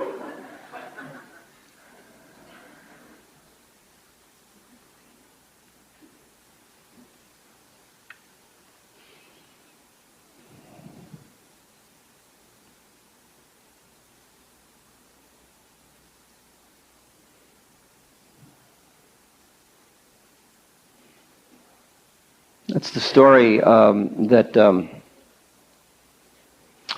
it's actually in the Omega catalog on Stephen's course this year, which says it's the story of the monk who holds the beautiful goblet and the beautiful crystal goblet, and somebody says, how can you have such a beautiful goblet? Aren't you attached to it? And he says, well, in my mind, it's already broken. It's already shattered.